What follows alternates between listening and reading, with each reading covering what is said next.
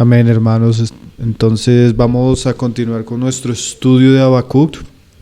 Hoy sería la novena enseñanza y vamos a leer el cuarto ay que se encuentra en Habacuc capítulo 2, verso 15 al verso 17, que dice: Ay del que da a beber a su prójimo, ay de ti, que le acercas tu hiel y le embriagas para mirar su desnudez. Te has llenado de deshonra más que de honra. Bebe tú también, y serás descubierto. El cáliz de la mano derecha de Jehová vendrá hasta ti, y vómito de afrenta sobre tu gloria. Porque la rapiña del Líbano caerá sobre ti, y la destrucción de las fieras te quebrantará. A causa de la sangre de los hombres y del robo de la tierra, de las ciudades y de todos los que en ella habitan. Vamos a hacer una oración más, hermanos. Padre, queremos poner en tus manos, Señor, tu palabra, Señor, la exposición de ella, todos los que han de oírla, el que habla, Padre, para que tu Espíritu sea conduciéndonos, tu Espíritu sea guiándonos y podamos llegar a una comprensión clara, profunda y transformadora de tu palabra, Padre. Y que tú seas glorificado, santificado y honrado a través de la exposición de ella. También oramos para que edifiques a tu iglesia, Señor, y despiertes el corazón de aquellos que han de oírla, Padre. Lo pedimos en el nombre de tu Hijo Jesús, Señor. Amén. Hermanos, entonces vamos a continuar con los ay que son respuesta de Dios para Habacuc. Ya sería hoy nuestro cuarto ay. En el verso 6 se nos habló el primer ay, que es el ay para los codiciosos, ay del que multiplicó lo que no era suyo.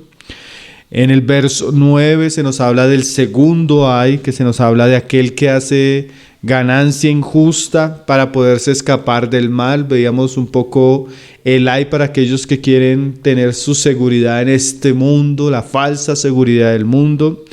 Ahí en el 12 veíamos el tercer ay, que era el ay de aquellos que edifican una ciudad con sangre y con impiedad.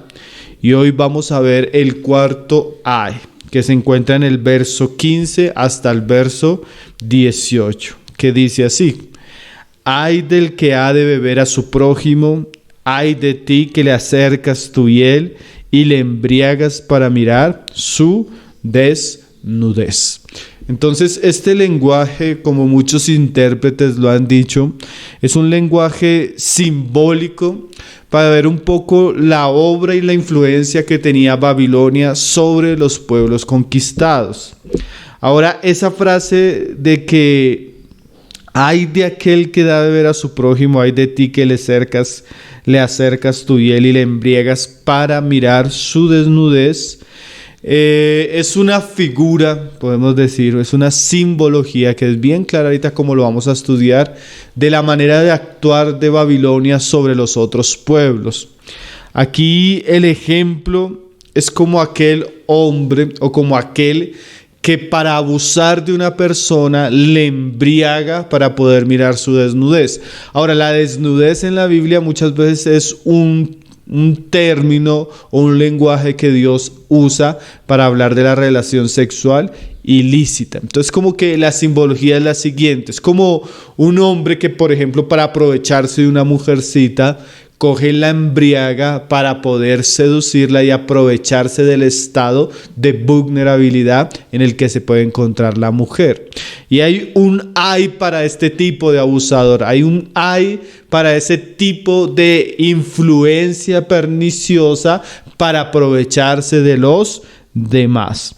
Ahora, esta es una figura interesante porque tanto la Babilonia histórica, los caldeos a los cuales Habacuc está dirigiéndose, o Dios está dirigiéndose en el libro de Habacuc, también están representados o también se nos habla de esta Babilonia, como ya lo hemos dicho en algunas reuniones anteriores, de una manera profética. Entonces yo quiero que miremos un poco esa Babilonia de Apocalipsis 7, la gran ramera, y ver cómo a esta Babilonia profética, que está basada también en una realidad histórica, la Babilonia de los tiempos de Habacuc, Dios le habla de la misma manera, mostrando el mismo pecado y mostrando también la influencia de Babilonia sobre los hombres, que es el cuarto ay que hoy vamos a tratar.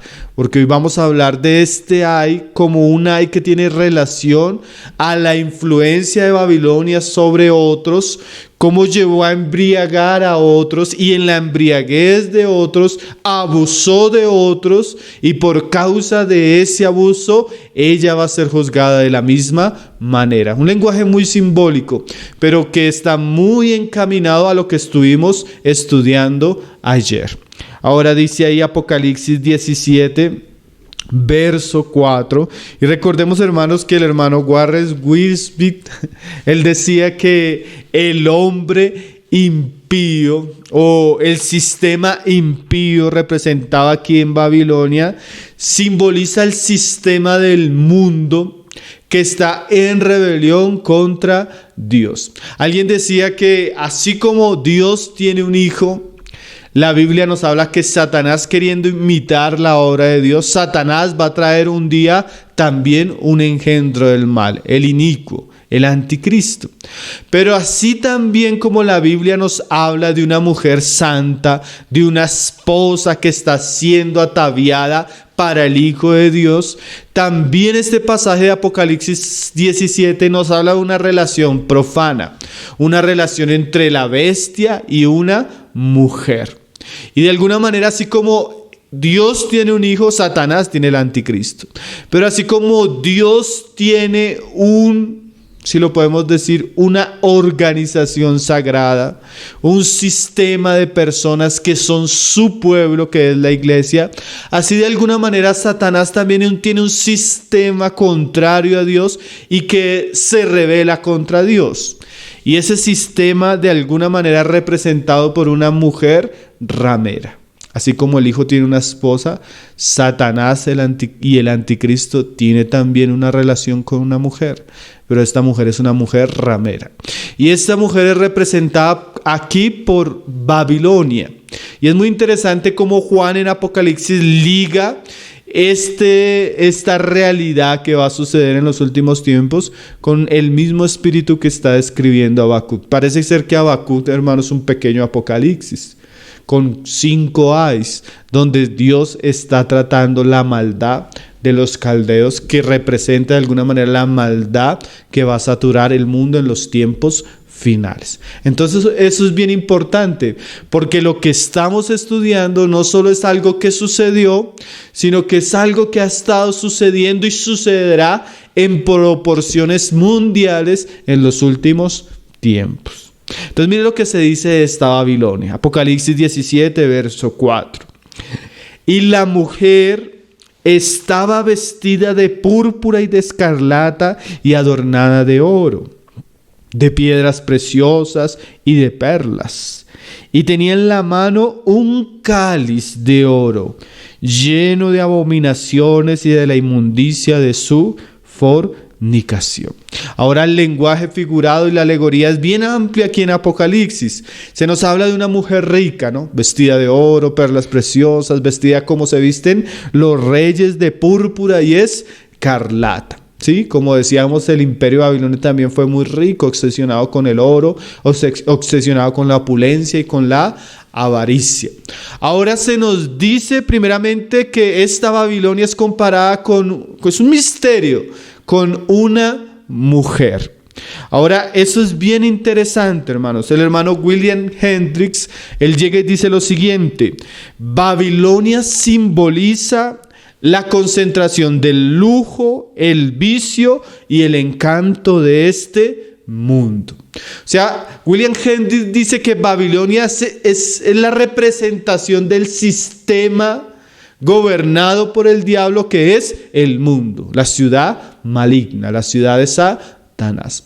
Ahora lo que dice el hermano es que allí se encarna lo que es el mundo, como dice Primera de Juan, los deseos de los ojos, los deseos de la carne y la vanagloria de la vida. Ahora es interesante, hermanos, que la figura se nos dice como una mujer. Y la Biblia nos muestra que no existe nada más tentador, nada más seductor que una mujer.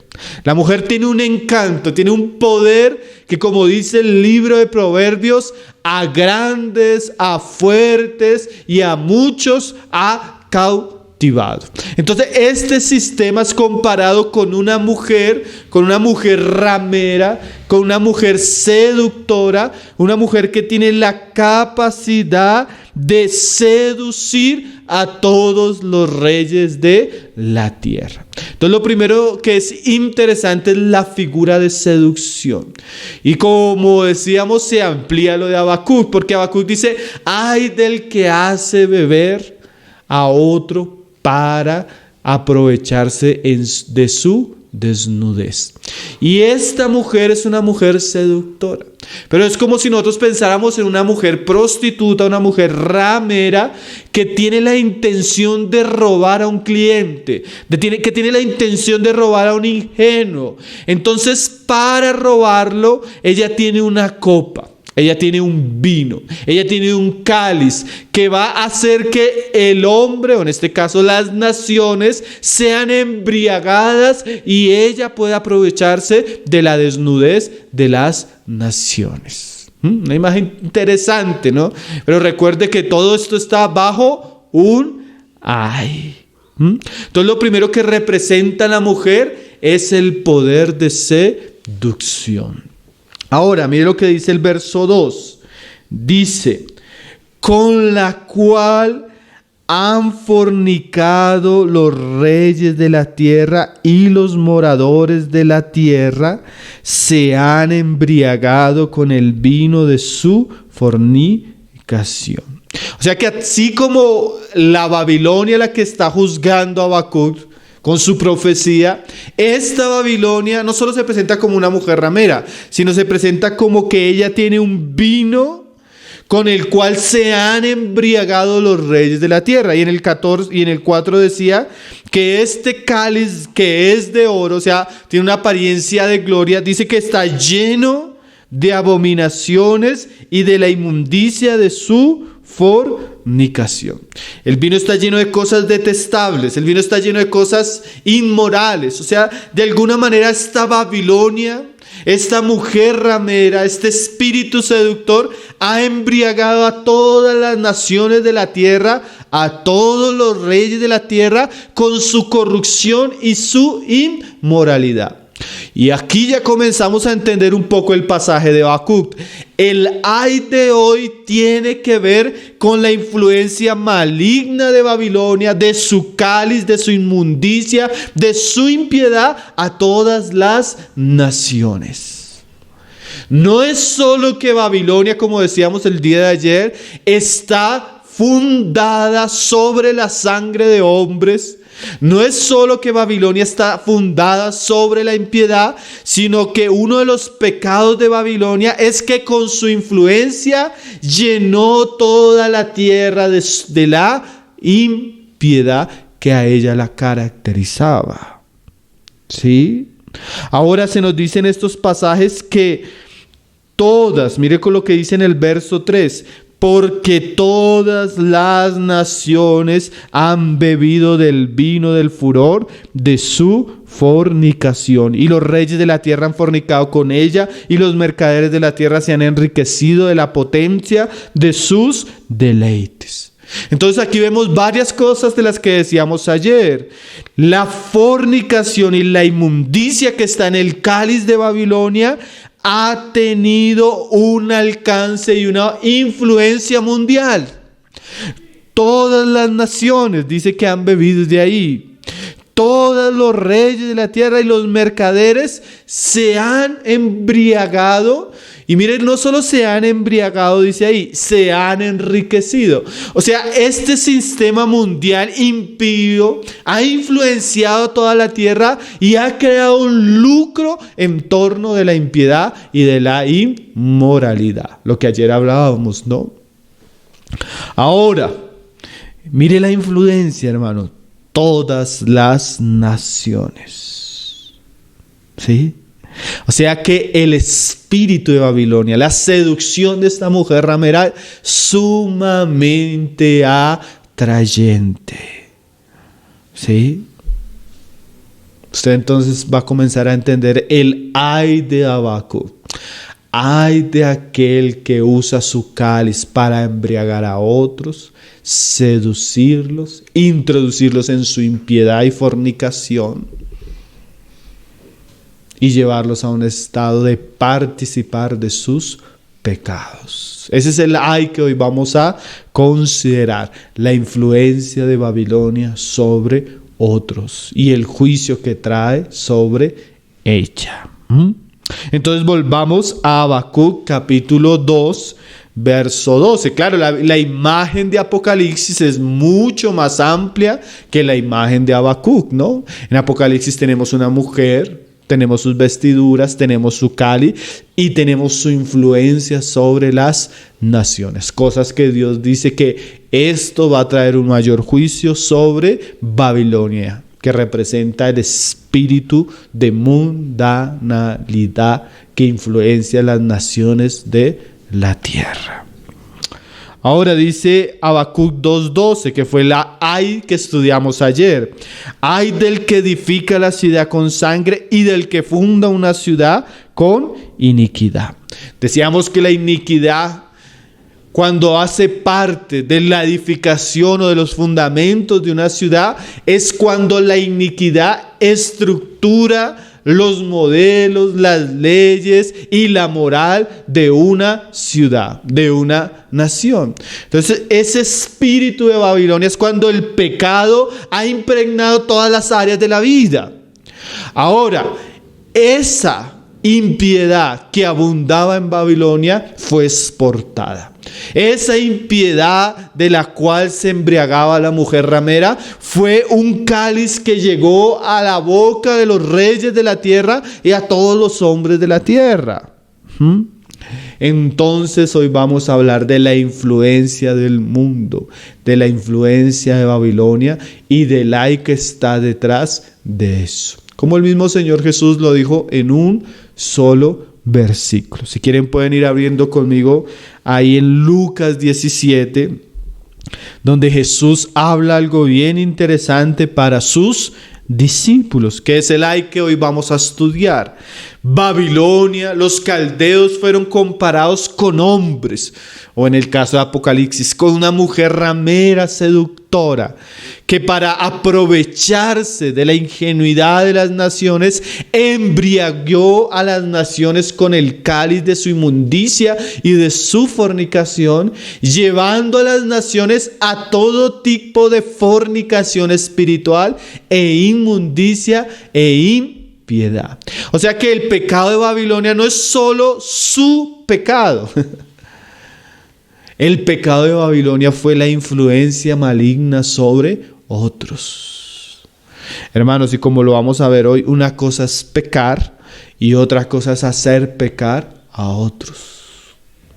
Una cosa es caer nosotros en la trampa de la fornicación, de la inmundicia, de la inmoralidad, y otra cosa es seducir a otros para que caigan y se revuelquen con nosotros en nuestro pecado. Eso ya es un asunto todavía mucho más serio, más condenable, como lo vamos a ver hoy. Dice ahí Jesús, Lucas 17, verso 1. Dijo Jesús a sus discípulos: imposible es que no vengan tropiezos, mas ay de aquel por quien vienen. Y dice más adelante: mejor le fuera que le atase al cuello una piedra de molino y se le arrojase al mar, que hacer tropezar a uno de estos pequeños. Entonces vamos a estudiarlo. Mire lo que dice primero Jesús. Imposible es que no vengan tropiezos. Esa frase ya es bien significativa, hermano. Nosotros vivimos en un mundo, hermano. Nosotros nos enfrentamos a una realidad después de la caída del hombre, donde es casi, como dice acá, donde es imposible que no hayan tentaciones, donde es imposible que no hayan trampas en el camino, donde es imposible que no haya seducción hacia lo inmoral, hacia lo contrario a Dios, hacia el pecado. Por lo contrario, como lo que estamos viendo en Apocalipsis, existe un sistema inmoral comparado con una mujer ramera. Una mujer ramera que está seduciendo, una mujer ramera que está atrayendo a los hombres. Entonces los hombres se enfrentan, y como aún el mismo Apocalipsis lo dicen, a una ciudad espiritual llena de demonios y llena de todo tipo de impiedad. Así es el mundo en el que vivimos, lleno del espíritu de los caldeos. El pecado está a la puerta. El pecado está en el camino. Tenemos un sistema orquestado por el diablo que es una trampa espiritual para todo hombre. ¿Sí? Y ahora, como decíamos el día de ayer, tenemos un sistema mundano babilónico tan influyente que las mismas leyes, la misma moral, la misma educación, el mismo entretenimiento, la misma política de nuestros países está impregnada de inmoralidad, de injusticia, de violencia y de corrupción. ¿Sí? Ahora, esto es tremendo, porque cosas que tal vez para generaciones pasadas eran difíciles de alcanzar, hoy son promovidas. Ayer hablábamos de la homosexualidad, ¿no? Decía el hermano David Wilkers en el libro de la visión que lo único que se oponía para que el espíritu de la homosexualidad prosperara en su generación, 1973, cuando él escribe el libro, eran dos cosas. Uno, la oposición cultural generalizada.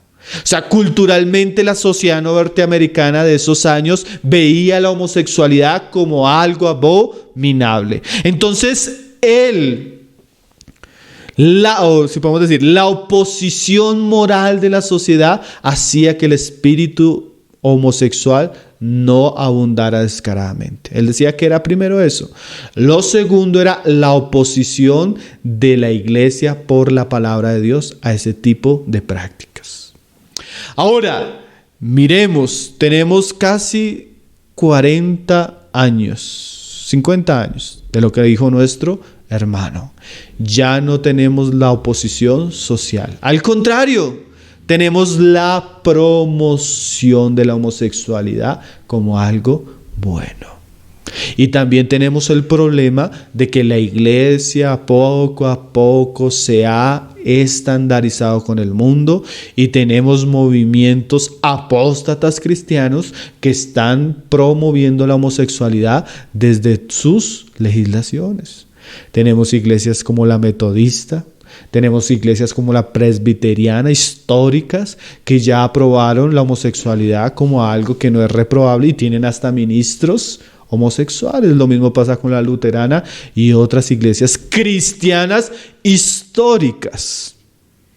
Ahora, cuando no hay una censura del pecado, sino una promoción por las leyes y por todas las cosas que hemos dicho, ¿qué sucede?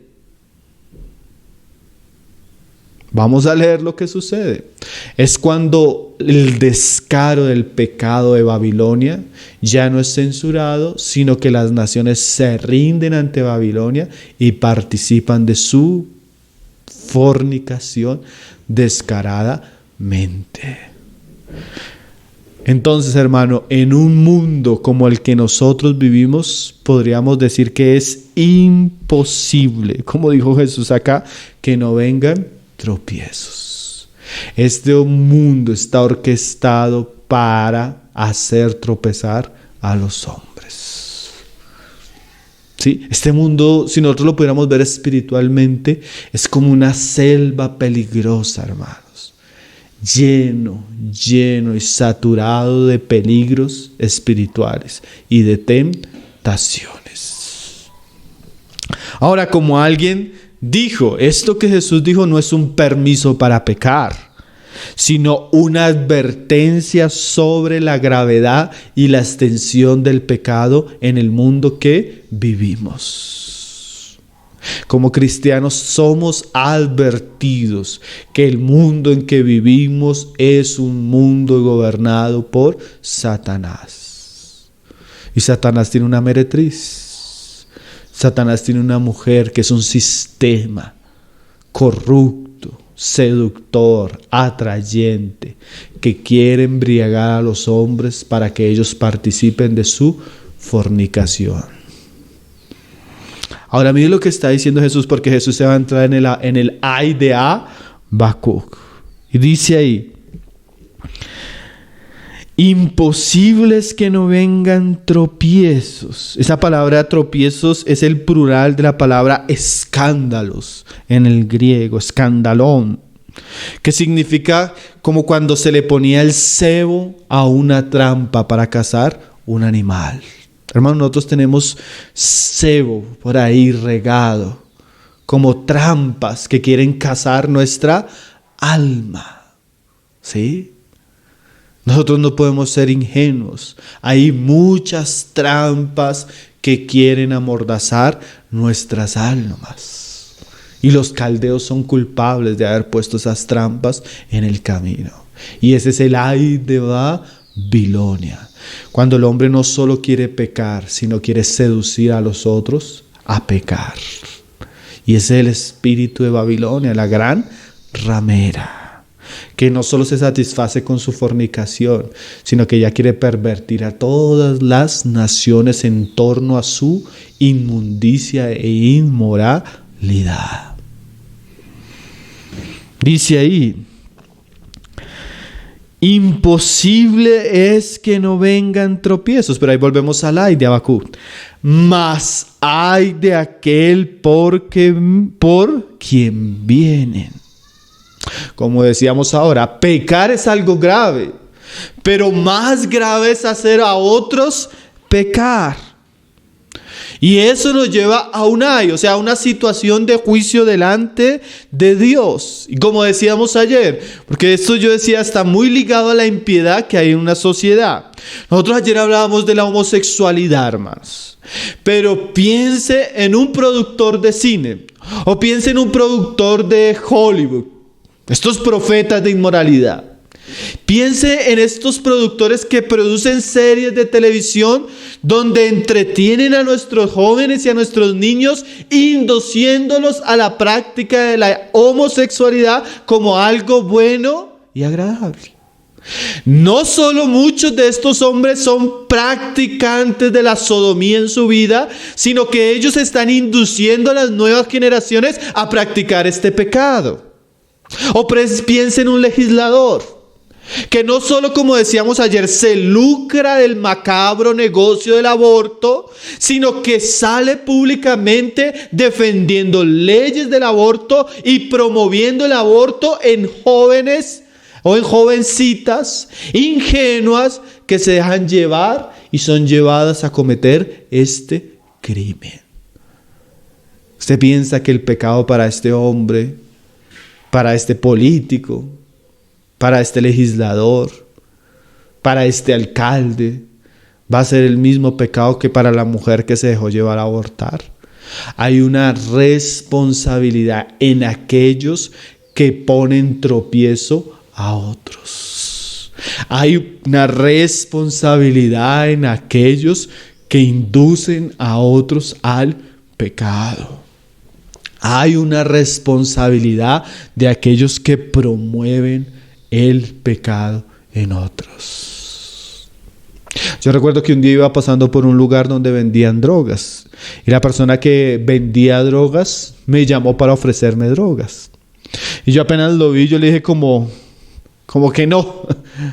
Y cuando fui caminando después, en mi corazón hubo una sensación de que este hombre, pues ya su situación era lamentable. Pero la maldición que él estaba trayendo sobre él por contaminar a otros hombres era tremenda. Yo me devolví y le dije al hombre, ¿sí sabe lo que está haciendo? Y él, claro, al ver que yo como me devolví, ya quedó alarmado.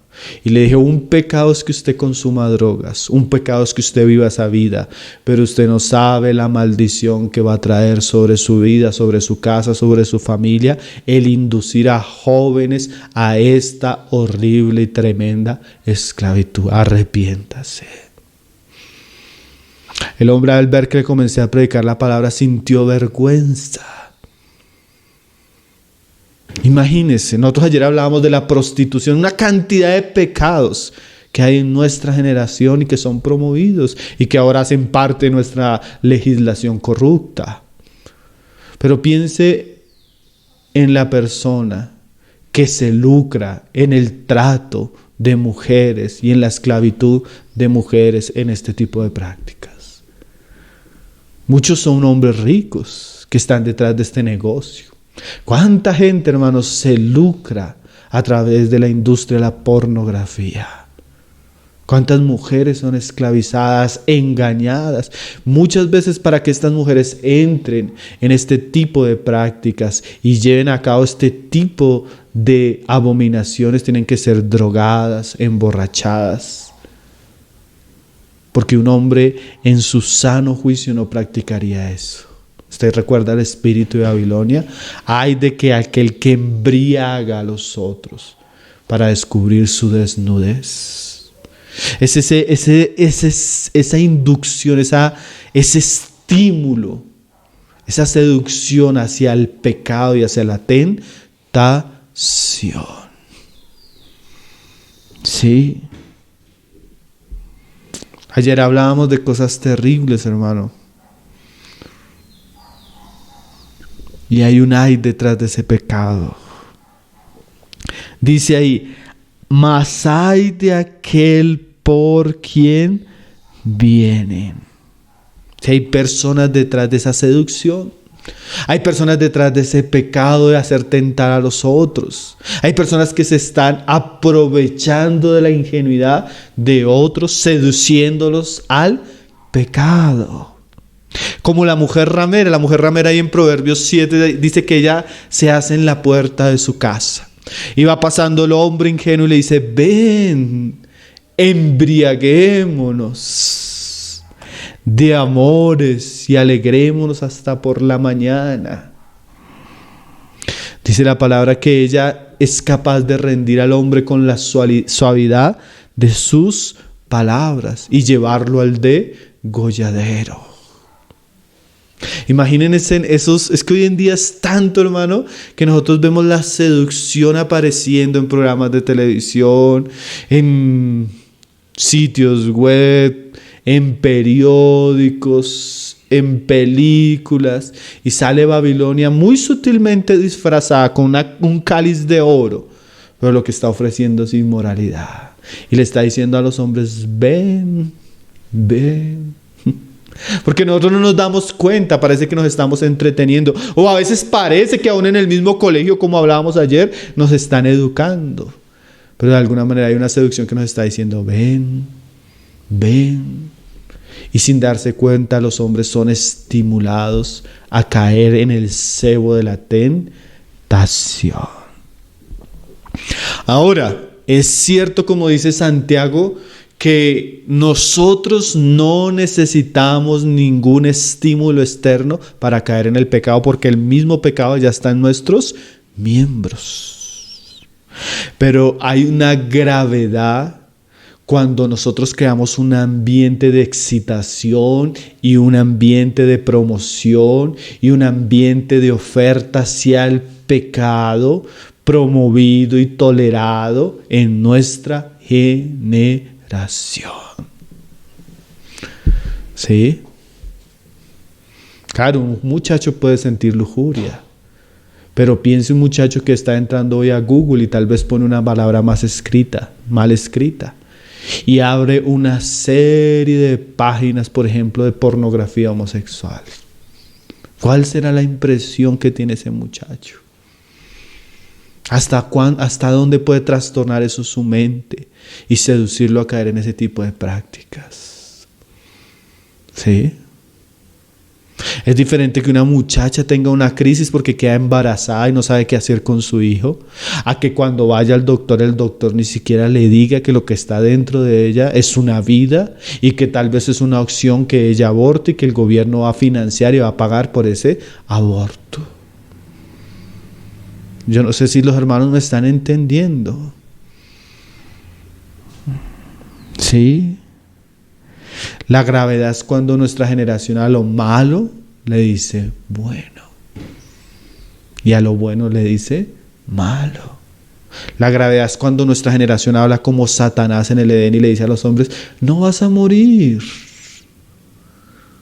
emborráchate, no vas a morir, drógate, no vas a morir, fornica, no vas a morir, aborta, no vas a morir, sé homosexual, no vas a morir, sé un adúltero, no vas a morir, emborráchate, no vas a morir. Cuando realmente la persona va a morir, hermanos. Entonces el ay que hoy estamos estudiando es el ay de poner tropiezo a aquellos que están a nuestro alrededor. Y eso era el espíritu de Babilonia. Sí, mire lo que dice ahí, lo tremendo, ahí en el verso 2. Mejor le fuera que se le atase al cuello una piedra de molino y se la arrojase al mar, que hacer tropezar a uno de estos pequeñitos. Es interesante que esta referencia a uno de estos pequeñitos puede ser una referencia a los pequeños en la fe, pero puede ser una referencia realmente a los más ingenuos o a los más inocentes. Y una de las cosas que nosotros debemos saber es que Satanás siempre está procurando destruir a la nueva generación.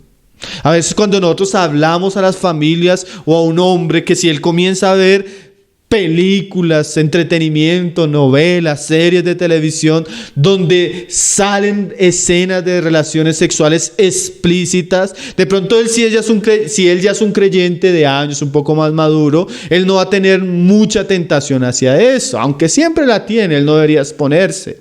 Pero piense en el niño que está sentado al lado. Piense cómo ese niño puede ser estimulado. Piense el efecto que él va a tener sobre sus hijas.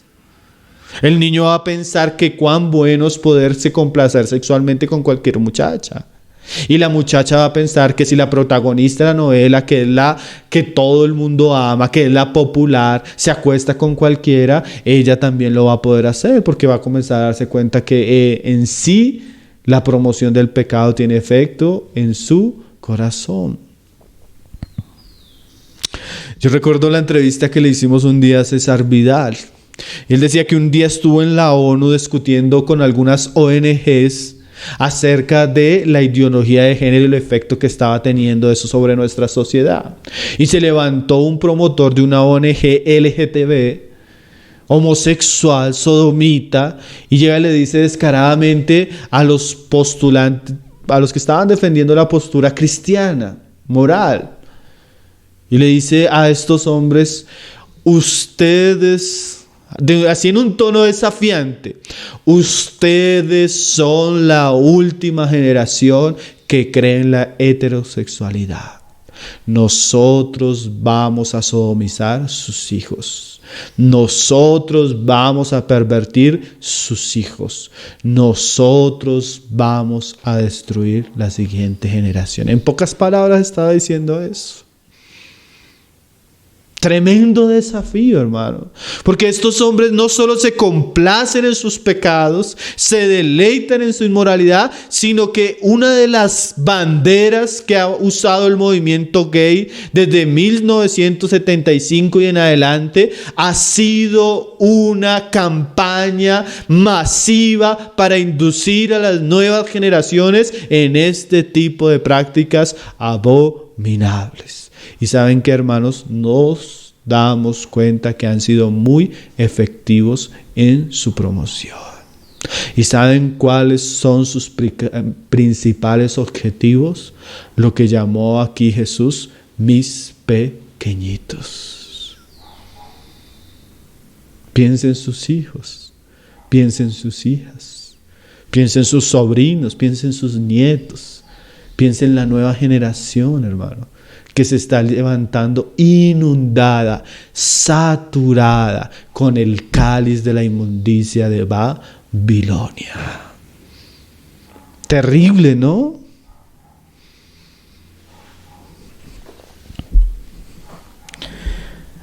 Hermanos, tenemos una sociedad y un espíritu babilónico que le está enseñando a nuestros hombres a no ser hombres, sino que pueden ser mujeres, vestirse como mujeres, comportarse como mujeres,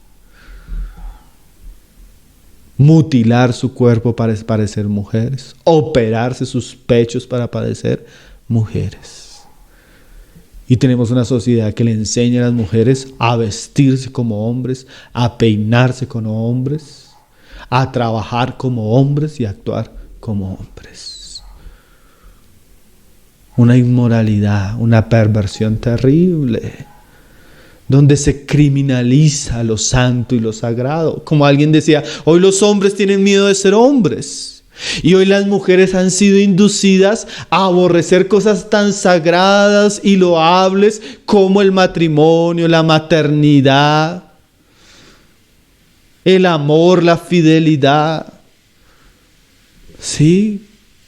Estos días, hoy hablábamos con unos hermanos de una propaganda que está saliendo en los canales de televisión aquí en Colombia, donde la mujer le cuenta a su esposo que ella quiere estudiar, una mujer ya casada con hijos, y el esposo le dice, para criar los hijos no necesitas seguir estudiando.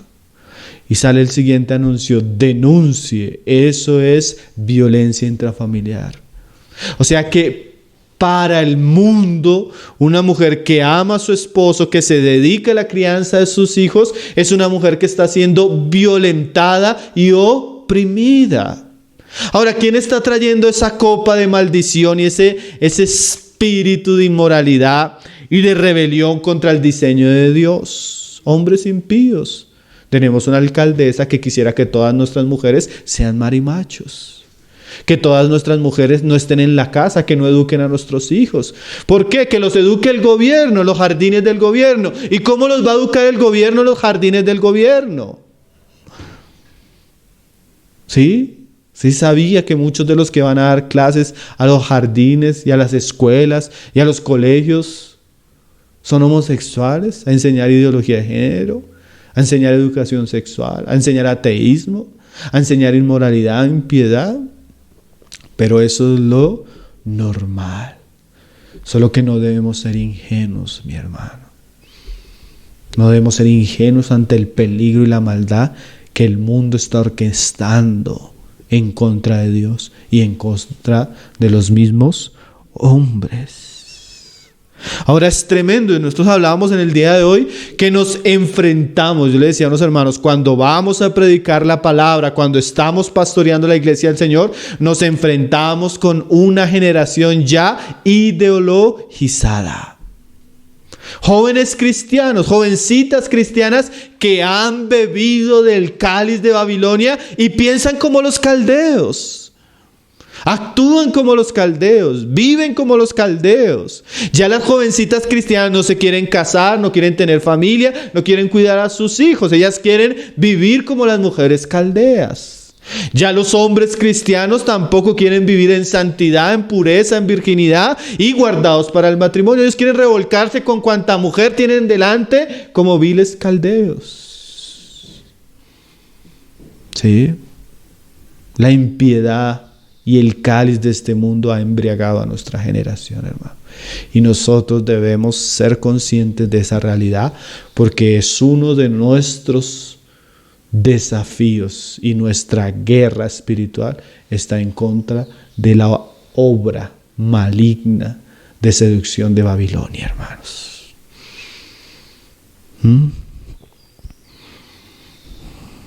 Ahora no podemos ser ingenuos. Se dice la mujer ramera que ha hecho caer a muchos, ¿no? A los más fuertes. Esta generación, sin darse cuenta, ha sido cautiva de este espíritu. Mi esposa me contaba que hablaba con una tía de ella que tiene casi 80 años, 70 años, y siendo una gran defensora de la homosexualidad. Hasta los ancianos, muchos se han rendido ante el cáliz, muchos están embriagados y han perdido la cordura y la sensatez, porque el cáliz abominable de Babilonia ha inundado nuestra generación, mis hermanos. ¿Sí? Usted que es padre, usted que es madre, usted que pastorea jóvenes, usted que cuida el grupo de niños, usted que es abuelo, tío, usted sepa que el diablo viene por los suyos y especialmente por los más pequeñitos. Necesitamos crear muros alrededor de los nuestros.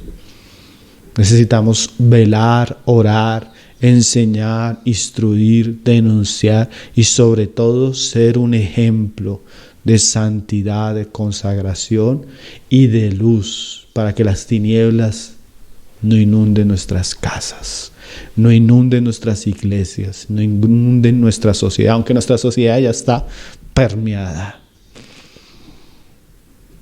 Volvamos a Habacuc para ir terminando, mis hermanos.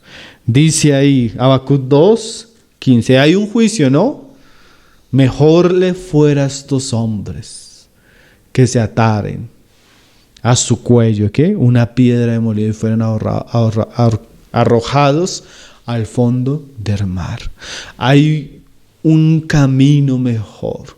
Cuando usted ve a una persona que está promoviendo el aborto, que está promoviendo la drogadicción, cuando está promoviendo la homosexualidad, cuando está promoviendo la perversión, piense que a esa persona le sería mejor suicidarse de una muerte terrible en ese momento que cumplir con el objetivo que se está promoviendo. Mejor fuera que murieran de una manera cruel, porque el castigo que les espera por ser tropiezo a muchos pequeños es peor. Sí. Alguien hablaba del fundador de Playboy. Qué gran hombre, cuánto dinero, cuántas mujeres. Pero cuántas personas él sedujo a la perversión. Cuántas mujeres sedujo a la desnudez y a la prostitución.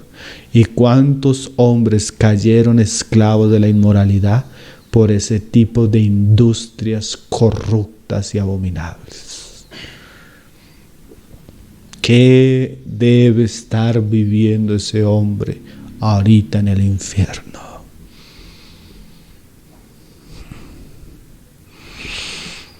Dice ahí en Habacuc 2:15, hay del que ha de beber a su prójimo y hay de ti que le acercas tu hiel y le embriagas para mirar su desnudez. Te has llenado de deshonra más que de honra. Y mire lo tremendo, aquel que embriaga va a ser emborrachado. Bebe tú también y serás descubierto. El cáliz de la mano derecha de Jehová vendrá sobre ti. Así como Babilonia embriagaba, así como Babilonia engañaba, así Dios va a traer un cáliz sobre ella, un cáliz de juicio, un cáliz de confusión, un cáliz de engaño. Porque mire lo que dice Pablo en el Nuevo Testamento, ahí en Segunda de Timoteo, capítulo 3, verso 13. Mire lo que Pablo habla de los hombres malos. Mire la trampa que hace el hombre malo sobre sí mismo. Porque esto es como el ejemplo que dábamos ahora de la drogadicción. Aquel hombre que induce a otros a drogarse, generalmente él cae en los lazos de la drogadicción. Generalmente entre él más quiere hundir a algunos, él se hunde cada vez más en el pecado. Esa es la consecuencia, hermano. Aquellos que promueven son presas de aquello que promueven. Aquellos que inducen son presas de aquello en lo que inducen a otros. Dice ahí, Segunda de Timoteo 3:13. Mas los malos hombres y los engañadores, mire esa frase, irán de mal en peor. O sea que un hombre que está en una condición como esa de corrupción, corrompiendo a otro, él no va a estar en un estado donde su corrupción se limite. El pecado, la inmundicia y la suciedad es algo que corrompe cada vez la condición del hombre. Y dice que irá de mal ¿en qué? En peor. Y mire esa frase, engañando. Pero también, mire, ese engaño se va a volver sobre ellos. ¿Y qué? Y siendo engañados. Tremendo, ¿no? Las personas se engañan, pero no se dan cuenta que en su engaño están siendo engañadas también ellos. Las personas que comienzan, hermano, una persona, una jovencita. Yo veía el caso de una mujer, gracias a Dios, Dios la libertó de la esclavitud de la homosexualidad. Ella entró a la universidad siendo una persona que tenía hasta una pareja, un hombre, un novio. Y ella dice que comenzó a escuchar la causa feminista y apoyar las marchas de ideología de género a favor de los homosexuales, sin ella ser homosexual. Y ella comenzó a involucrarse en la agenda y la promoción de la homosexualidad sin serlo. Un día de estos dejó su novio y comenzó a andar con una muchacha. Sin darse cuenta, poco a poco aquello que comenzó a apoyar comenzó a ser parte de ella. Sin darse cuenta entró en un relacionamiento lesbiano. Sin darse cuenta comenzó a hundirse en el pecado cada vez más, cada vez más, cada vez más. ¿Sí? Es terrible, hermanos. El pecado no tiene límites. Cuando la persona abre puertas, cuando la persona tolera, hermano, hay cosas tan pequeñas como tolerar ciertos programas, ciertas películas. Y nosotros comenzamos a permitir ese engaño entrar a manera de entretenimiento, a manera de educación, a manera de política. Sin darnos cuenta, somos engañados más y más. Y tal vez podemos llegar a ciertas aberraciones que nunca nos imaginamos llegar. Porque el pecado tiene un poder engañador y no tiene límites cuando atrapa el corazón del hombre. Entonces el juicio de Dios para ellos es el pago de lo que ellos buscaron, hermano. Mire lo que dice también 2 Tesalonicenses 2, verso 9, hablando del anticristo y de la operación del poder del anticristo sobre los hombres. Mira lo que dice 2 Tesalonicenses 2, 9 en adelante. Y dice ahí en el verso 9: inicuo cuyos venimientos por obra de Satanás con gran poder y señales y prodigios mentirosos, y con todo engaño e iniquidad para los que se pierden por cuanto no recibieron el amor de la verdad para ser salvos. El anticristo va a tener un poder sobre los hombres que rechazaron la verdad del evangelio, y por causa de que ellos rechazan la verdad son presas del engaño. Y dice ahí en el 11 que el poder engañoso, seductor del anticristo sobre la generación sobre la cual él va a establecer su reino es enviado por Dios. Es el cáliz de Dios sobre una generación que aborreció la verdad y la palabra de Dios. Dice ahí: por esto Dios les envía un poder engañoso para que crean la mentira. Entonces, cuando los hombres se engañan, ¿cuál es el juicio de Dios para los que engañan? Enviarles poderes engañosos sobre ellos. O sea que el hombre que está siendo engañado, él va a caer cada vez en mayores engaños, a menos que se arrepienta y crea la verdad, que es el Evangelio de Jesucristo. Mientras tanto, él cada vez va a caer en estados más oscuros de engaño y de impiedad. No se sorprenda, hermano, el mundo no va a mejorar. El mundo cada vez va más precipitadamente al engaño y a la maldad.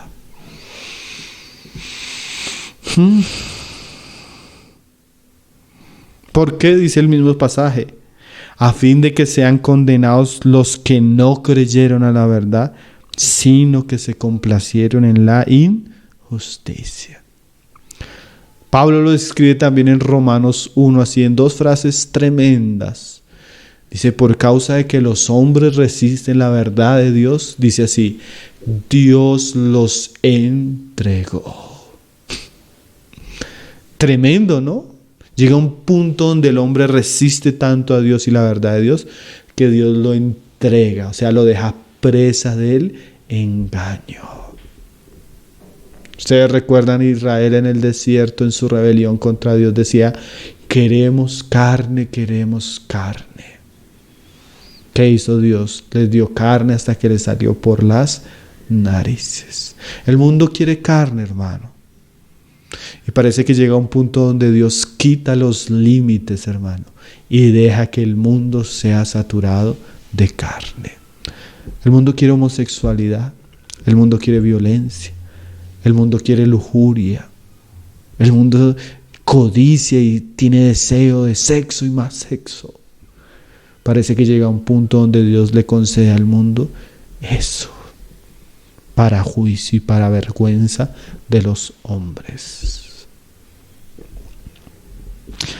Terminemos leyendo Habacuc, como dice.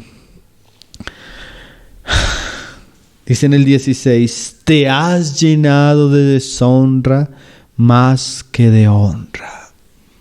Hermano, el pecado es la vergüenza de una nación. El pecado es la vergüenza de una generación. Como lo dice ahí, es desnudez. Bebe tú también y serás descubierto. El cáliz de la mano derecha de Jehová vendrá hasta ti. Y mira esta frase. Y vómito de afrenta sobre tu gloria. Va a haber una podrida vergüenza sobre el pecado de los hombres, porque los hombres siempre van a ver el resultado del pecado. Enfermedades, hermano, como el SIDA. Enfermedades asociadas a la inmoralidad sexual. Enfermedades asociadas el pecado, hermano. Van a ser la vergüenza de muchos. Sí. Dios va a quitar la gloria de los hombres y va a dejar que se vomiten en la saturación de su pecado. Sus mesas de placer se van a llenar de vómito y de afrenta y de deshonra y de vergüenza. Yo quiero terminar, ya había dicho que iba a terminar, pero ahora sí quiero terminar, hermanos, con un pasaje ahí en Juan 17. Hermano, este tipo de juicios, porque ahí dice en el 17, vamos a leer Juan 17, yo termino de leer el ahí en Habacuc 17, dice, porque la rapiña del Líbano caerá sobre ti, la destrucción de las fieras te quebrantará, a causa de la sangre de los hombres y del robo de la tierra y de las ciudades y de todos los que en ellos habitan. Todo lo que hizo Babilonia, como dice al comienzo de la visión, se cumplirá y no tardará. Ahora, hermanos, ¿qué nos enseña esto a nosotros? Yo quiero tener unas aplicaciones prácticas ya para nosotros como creyentes, como iglesia, como luz y sal de este mundo. Dice ahí Juan 17, verso 15. El Señor sabía la realidad del mundo, el Señor la sabía, hermanos. Y mire cómo Él ora en este pasaje intercediendo por su iglesia en medio de un mundo así como el que estamos. Un mundo que está fornicando con el espíritu de Babilonia. Dice ahí, no ruego, orándole a su Padre, Juan 17, 15. No ruego que los quites del mundo. Nosotros después de escuchar todas estas cosas diríamos, yo no quiero vivir en esta generación. Yo no quiero que mis hijos crezcan en medio de tanta maldad. Ay, hermano, el Señor nos rogó para quitarnos del mundo. El Señor nos dejó en el mundo, hermano. Y tenemos que ser valientes, esforzados y santos en medio de este mundo. Pero ¿por qué ruega el Señor? Sino que los guardes del mal. Estamos en el mundo, pero el Señor ora para que no participemos de la maldad que hay en el mundo. Esa es la oración, hermano. Y eso es algo que debemos considerar. Si Jesús oró, por eso es importante. Dios se preocupa por nuestra santificación. Dios se preocupa porque nos guardemos de este mundo. Dios se preocupa porque guardemos nuestra casa de la maldad de este mundo. Dios se preocupa para que haya un muro santo de protección espiritual en relación a la maldad de este mundo. Dios oraba para que no viéramos la porquería de televisión que hoy hay. Dios oraba para que no nos entretuviéramos con la porquería de entretenimiento que hay en el mundo, hermanos. Dios oraba para que nosotros no nos sumergiéramos en las porquerías que se encuentran en internet. Y esa es una oración que debemos tener: Señor, guárdanos del mal. Hermano, y no solo una oración por nosotros, eso nos debe llevar a una actitud de vigilancia santa y sagrada por nuestros hijos, nuestras esposas. Dice, no son del mundo. Hermano, no somos de este mundo. Así como Jesús no es de este mundo. Aún el mundo le aborreció a él y también nos aborrece a nosotros porque nosotros estamos señalando la maldad que hay en este mundo. Pero mire lo que dice el Señor: como tampoco yo soy del mundo, santifícalos en tu verdad, tu palabra es verdad. Hermano, qué bueno es que Dios nos hable estas cosas por su palabra, porque ¿saben qué? La palabra es como un agua que viene a limpiarnos de esta maldad que hay en el mundo. La palabra es como una lámpara que nos alumbra en los lugares donde el mundo nos quiere saturar de oscuridad y no sabemos por dónde caminar y cómo caminar. La palabra nos muestra qué es pecado, qué es inmundicia, qué es aborrecible, qué debemos tener cuidado, cómo prevenir. La palabra tiene un proceso santificador. Cuán bueno es poder estar sentados a los pies de la palabra de nuestro Dios, ¿no? Porque ella nos está santificando. Yo tengo la certeza que usted está siendo limpiado, su mente está siendo limpiada por la palabra de Dios. Su corazón redarguido. Y no debe ser usted hostil a ese trabajo del Espíritu Santo y la palabra de Dios. No se acostumbre al mundo, no se acostumbre al pecado. Más bien vuelva a la palabra de Dios que lo puede santificar. Y a mí también. Pero no solo eso, hermano. No debemos ser si lo podemos decir, no podemos ser una ciudad aislada que solo está preocupada por la contaminación del mundo. Sino que si estamos en el mundo también estamos con una función. Mire lo que dice ahí. Como tú me enviaste al mundo, así yo los he enviado al mundo. ¿Saben qué, hermanos? Ahorita estos días estamos un poco resguardados, ¿no? Pero hermanos, no es la voluntad de Dios que la iglesia sea pasiva ante la realidad del mundo. Nuestro campo misionero es este mundo perverso. Nuestro campo misionero es esta sociedad babilónica. Nuestro campo misionero son esos hombres sodomitas. Nuestro campo misionero son esas mujercitas que parecen machos. A ellos Dios nos ha mandado. Nos ha mandado para que seamos luz. Nos ha mandado para que seamos sal. Por eso Dios no nos ha llevado, hermano. Porque Él tiene una misión con nosotros en este mundo.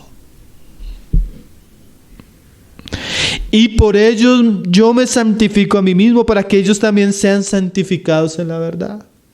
Van al mundo, pero no para convertirse como el mundo. Van al mundo santificados en la verdad. ¿Para qué? Mas no ruego solamente por estos, mire lo que dice el Señor, sino también por los que han de creer en mí por la palabra de ellos. Hermano, Dios tiene hijos suyos envueltos en el cautiverio babilónico. Dios tiene hijos en medio de este mundo que van a ser salvos, librados, justificados y llevados a la gloria por la predicación de nuestra palabra, que no es nuestra palabra, es la palabra de Jesucristo, es el testimonio de Jesús. Entonces, como iglesia tenemos el deber de predicar a este mundo. ¿Por qué? Porque van a haber, no todos, pero van a haber algunos que van a creer por la palabra de nosotros. Jesús oraba por ellos. Ojalá nosotros también oremos por ellos. Y ojalá también nosotros cumplamos el deber de ir a predicar a esta generación que está fornicando con el espíritu de Babilonia. Que el Señor nos dé compasión, misericordia, amor por Él y verdad en nuestra boca para que podamos predicar a esta generación y muchos puedan llegar al arrepentimiento y la fe en Cristo Jesús. Entonces hoy estudiamos el cuarto ay, hermanos. El ay que cae sobre Babilonia por su influencia maligna sobre las naciones. Ay de los que han caído bajo la seducción de la gran ramera y se han vuelto instrumentos de tropiezo para otros. Señor, tenga misericordia. Vamos a orar, hermanos. Padre, te damos gracias por tu palabra, Señor.